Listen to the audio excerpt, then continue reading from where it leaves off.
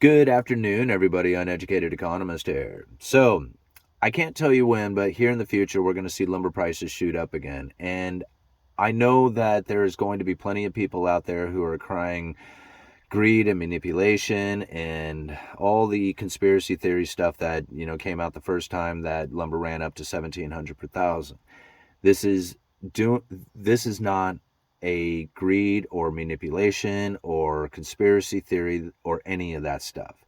This is straight up the bullwhip effect. It's in full play right now. If the uneducated economist can call it out right now, then there is no way that it could possibly be a conspiracy theory, right? So now what's happening is that there is an inventory depletion taking place. The mill curtailments are now moving their way all the way up the line to where you get the source, right? And this is really where a problem is going to occur when it comes to lumber prices, because it's not a matter of just like all of a sudden here you can just produce lumber, right? It's really easy. Lumber's simple. Just produce it, right? It is a very difficult thing to produce. And now it seems simple enough because, when you look around, there's just lots of it, but there is a huge, vast distribution network that pushes lumber through this system. It's almost like water. It flows like it's if you think about it like water, it's very similar, like filling the sluices up. Because right now, you think about it, there is not a lot of demand for lumber. If there's not a lot of demand for lumber, that means that the mills are going into curtailment, right? That means if there's not a lot of demand for it, then why should they produce it? I mean, that's really what it comes down to. They only want to produce what they can sell. They don't want to produce a bunch of stuff that they're not going to sell. So they go into curtailment and they start slowing down. If they start slowing down, then they don't need logs. They don't need the timber to cut up. So they have a stack, like all mills have this huge stockpile of logs that they work from. And so that they never run out. There's always this big, huge amount of it, and they fill in, and then sometimes that big pile depletes a little bit. Sometimes they get a bunch more of it, but for the most part, they're always working off of this huge pile of logs. Well, now if they're in curtailment, they got this huge pile of logs. They tell the loggers like, "Hey, we don't need any more logs. We're in curtailment right now. We're not sawing up the stuff that we have already. So you need to stop sending us logs." Right?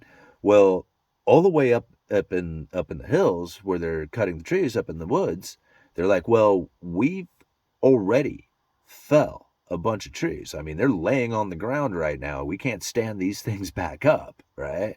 So you're getting those. I mean, they're coming down, or else they're going to sit up here and rot. So those ones go down. But as far as the loggers cutting new trees down, right? No, those ones stand.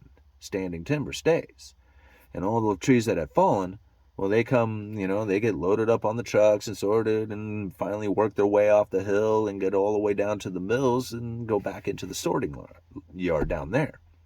That was quite a travel that they have to go through from the time that they cut them way up in the hills, up in the woods, to the time they travel all the way down to the mills. It's a long ways. I mean, believe me, if you ever ran the hills around here in the Pacific Northwest, logging roads are vast and long and distant, and it's quite a distance a lot of these trees have to travel in order to get from where they're cut down to where they actually get sawn, up at the mill.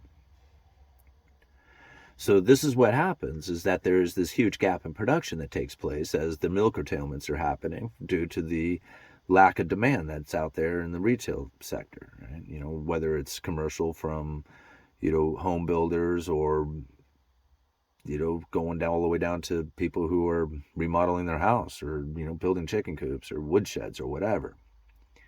This demand drops off dramatically, and you're going to find that the gap in production takes place all the way through this whole line. Well, same thing that happens throughout the rest of the distribution network. You think about it. If the retailers are lowering their inventory, the wholesalers out there are going to lower their inventory. All the distribution hubs are going to lower their inventory. The rails are going to have less inventory on them. The mills are going to have less inventory going there, all the way up to these logs that are now piled up at the mill that they're slowly working their way through. Right? Well, eventually it gets to a point where they're like, okay, so the demand picks up. Right? All of a sudden the demand picks up and the distribution network starts to flow, and there's not enough material. And all of a sudden things are running out. You're like, hey, I'm running out of 2x4, 16s. There's very few of them out there. Yeah, because there's a lot of plate stock going out. People are starting to build again. So the demand for 2x4 16s starts to pick up. So the mills start producing more 2x4s and, 2x6s for plate stock and studs. But the wides start to diminish. You can't find 2x12s out there. Well, the mills aren't running as many of those, or they're not running as many beams because everybody's demanding 2x4s and 2x6s. So now all of a sudden framing becomes very difficult, and the price of framing starts going up because you can't get these other particular materials like the beams or the joists that you need for doing roof rafters or floor joists or something like that. And this is where the difficult times start to come in from these mills. So they start saying, hey, man, we need more logs. We're going to start cutting up a lot more stuff. And the loggers are like, oh, yeah, hey, no problem. We'll fire up. We need to go cut some trees, though. And they're like, well, we need the trees now. We need to start filling in. We're running through our stock. We're going to need trees. And they're like, well, we need to cut them. We need to cut them down first. They need to fall onto the ground, and then we can haul them up the hill, and then we can put them on a truck, and then we can take them down off the hill, and then we can take them to your mill, and then you can cut them up eventually. And there's a long ways to go there. So once the demand starts picking up from the mill to the loggers have to, cut the trees and get them all the way to the mill. How long does that take? Right? During that time, right, although some logs will start pouring in right away, the actual steady flow of getting logs to the mill takes a while to reestablish again. And that's really where the problem starts to come in, is reestablishing that new distribution network again, as getting the logs to be a steady flow to these mills is very difficult, as you have to cut them off cut them down, haul them up, get them, all the way there, then get them milled up, then get them to the distribution networks, through the distribution lines, through all the hubs, through all the retailers, and then start getting it back into the people's, availability to be able to purchase them. And now you think about it, you got mills, you think about how much different types of lumber there really is. You think 2x4s, 2x6, 2x8, 2x10, 2x12, that's the common framing. Then you got 8s, 10s, 12s, 16s, 20s, right? Those are the common ones. Pre-cut studs, 92 and 5/8, 88 5/8, 104 and 5/8, right? These are all different lengths of the 2x4s, 2x6s out there. You got so many different varieties of types of lumber that need to be produced, wrapped, sorted, loaded, and sent out to the market. It's just like, this isn't something that just like, hey, you can just go down and just get whatever you want. They just have a pile of apples down there to pick up. It doesn't work like that. It goes a lot off of the demand, off of what the futures are saying, off of what the home builder sentiment is going off of, and then how much flow to this system is actually taking place. If you have this gap in production like we are experiencing right now, so long as the loggers are not cutting those trees down, if they're not cutting the trees down, then we are going to have a huge gap in production take place. Because as the time that is not coming, as the trees are not coming off the hill and going to the mill, as that widens, as that lengthens out there, it magnifies how much it takes in order to reestablish that down the line. So by the time it gets to the retail end of it, it could take, you could shut down production for 2 weeks. It might be, months down the road that they feel the effects of that, right? Maybe not complete shortages, but maybe inventory, limitations or unavailable items, or, lead times lengthening out, stuff like that. So as long as this gap in production has taken place, we are going to find that we are going to have huge issues at the end of the line when it comes to how much you pay for it. Yeah. And it's not a manipulation. It's just is it a manipulation when the mills are like, hey, if we can't make money, we can't make money. Sorry, we're not going to produce. Is it their fault? Is it should the mills really be forced to mill lumber when they're not profitable off of it?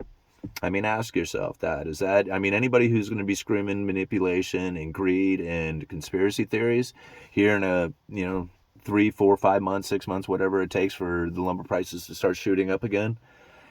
If you're one of those people and now you're watching this video thinking about that stuff, think about some of the things that I just said. I mean, if you are a mill right now, right, at 400 per thousand, which is barely meeting your input cost going into the lumber itself, if that's the position you're in, should you be forced to actually be milling this lumber up and adding more inventory to the system when there's very little demand for it going out there because the home builder sentiment is so low? I mean, it's not a conspiracy theorist. This is what's taken place. Just give us some time and you're going to find that all this stuff is going to eventually start happening, right? And then everybody's going to fire up and they're going to be like, oh man, we're going to have this huge demand for trees, and everybody's going to get to cutting trees, right? They're going to start cutting, they're going to start hauling those things down to the mills are going to be firing up, they're going to be pumping out a lot of lumber because they're going to be getting 1,000 per thousand for it. Why wouldn't you pump that lumber out? All right. Okay, I think I made my point on that one. Uneducated Economist, you guys let me know. Oh, here's one. Before I let you go on this, somebody asked me what 1,000 per thousand meant. Like, what does that mean? What is 100 per thousand? What is, 20 per thousand? What is 120 per thousand? What does that mean? And so lumber futures are based off of a 2x4 standard and better Doug fir. And there's a handful of mills out there, and I wish I could tell you which ones. I should put the list down.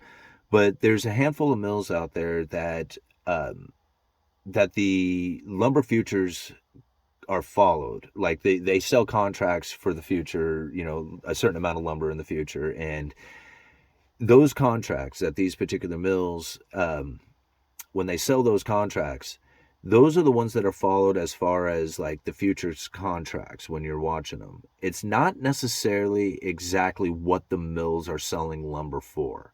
It's not a set price. Like you go down to the mill and, you look at your phone, you're looking at the futures price, and then you go to the mill and you ask them how much they're selling it for. And you're like, how come it's not the same price?